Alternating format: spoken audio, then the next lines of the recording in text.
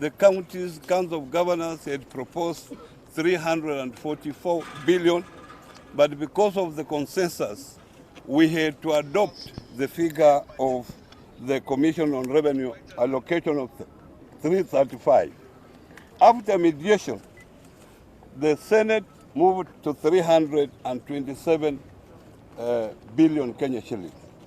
With the two different positions of the National Assembly and the Senate, the negotiation collapsed. Today marks the third week into the new financial year 2019-2020 without an agreement on this stalemate. The DORA law, if it is not passed, then there is no money allocated to the counties so that they can do budgets.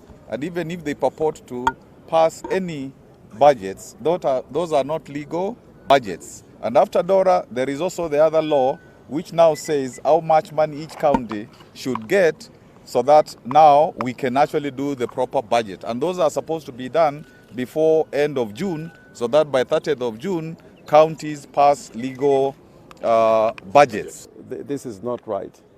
And going back to history, the decentralized system of government right up in independence was frustrated because of starving counties or regions at that time of resources.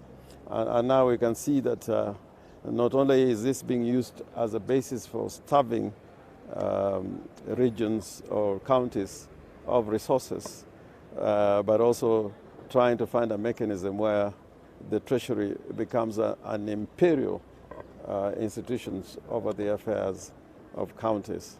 And therefore, I hope that Kenyans take this matter seriously.